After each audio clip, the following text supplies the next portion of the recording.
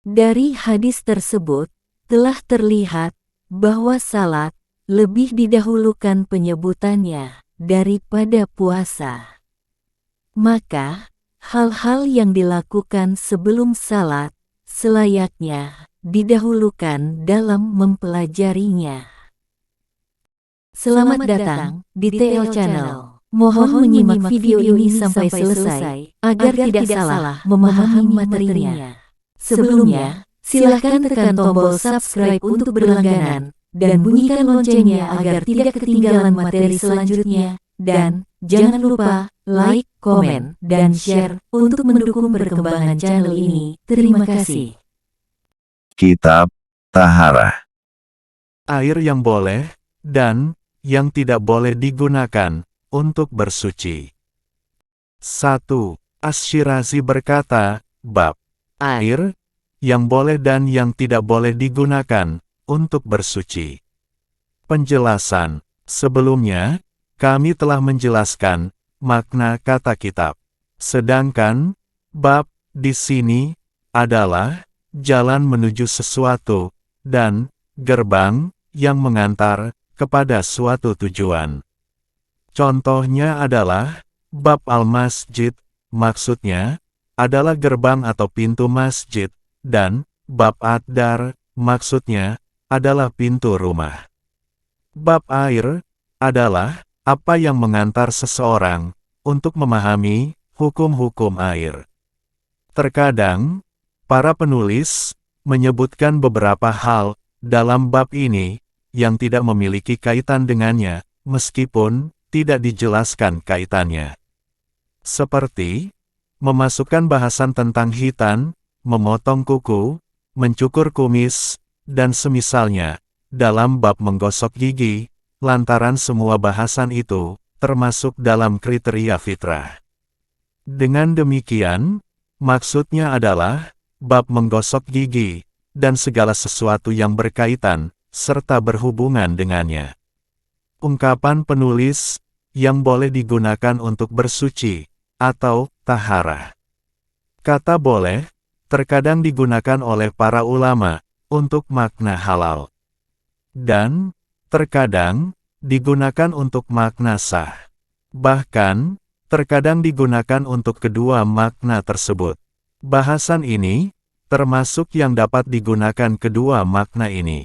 Menurut bahasa, taharah atau bersuci berarti kebersihan dan kesucian dari berbagai kotoran. Contohnya adalah tahur adalah sebutan bagi sesuatu yang digunakan untuk bersuci. Sedangkan, jika kata tersebut adalah tuhur, maka sebutan itu untuk perbuatannya.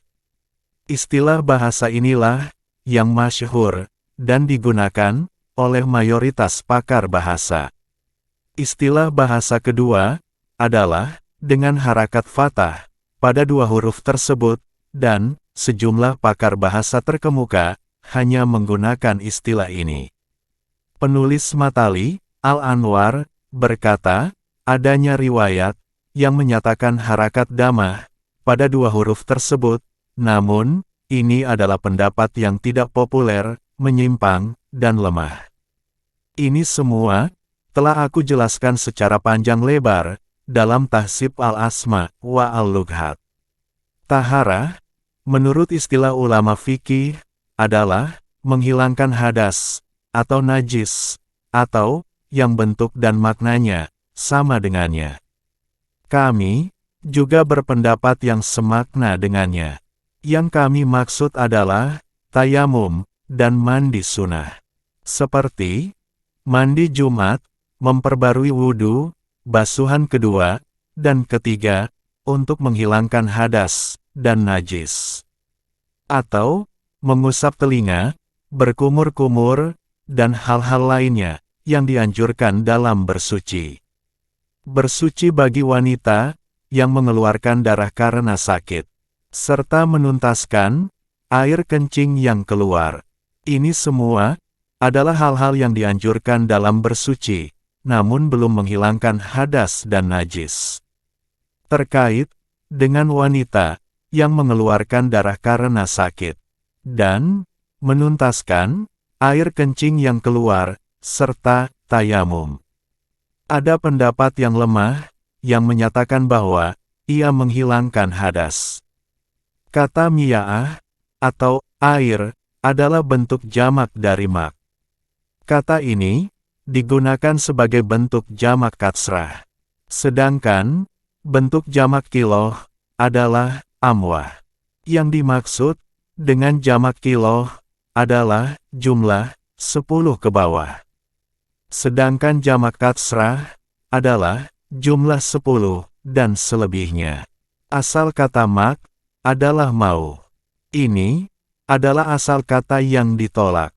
Huruf hamzah pada kata mak, pengganti huruf hak, adalah penggantian yang lazim, menurut ahli nahwu.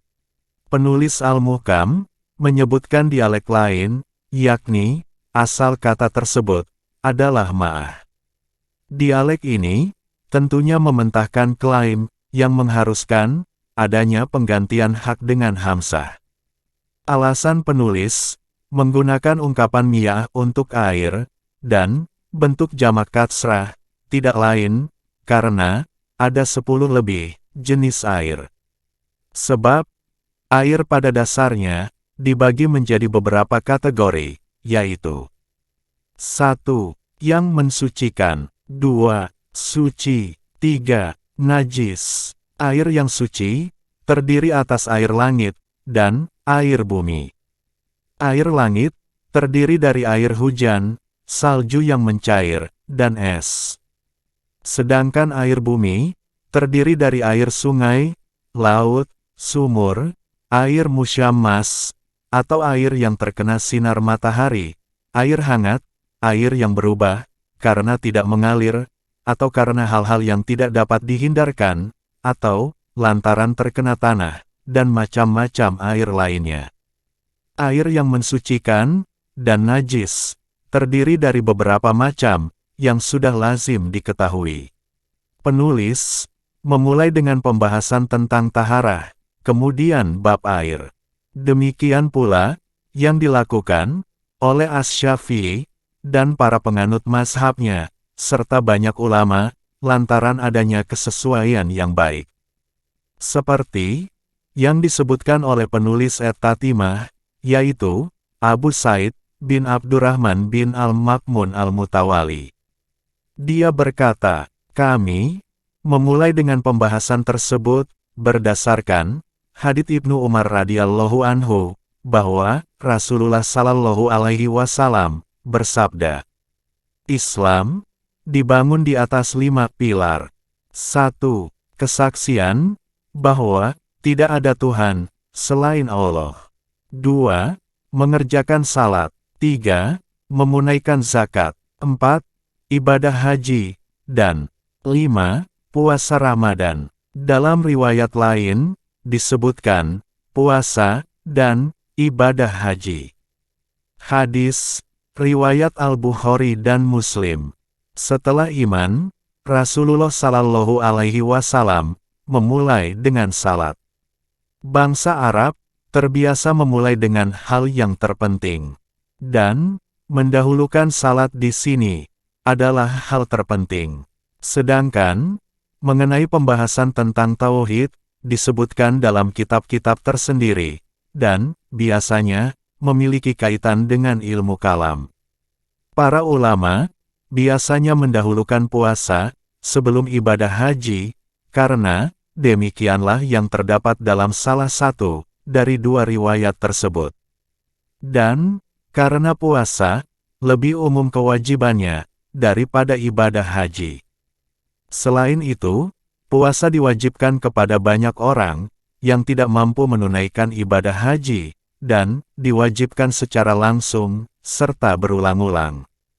Jika telah dinyatakan bahwa salat lebih didahulukan penyebutannya daripada puasa, maka hal-hal yang dilakukan sebelum salat selayaknya didahulukan.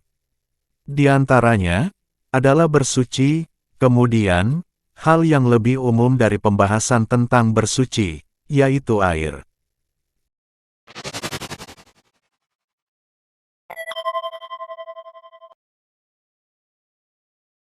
Wabillahi taufiq wal hidayah. Waridho wal inayah. Wal afu minkum. Wassalamualaikum warahmatullahi wabarakatuh.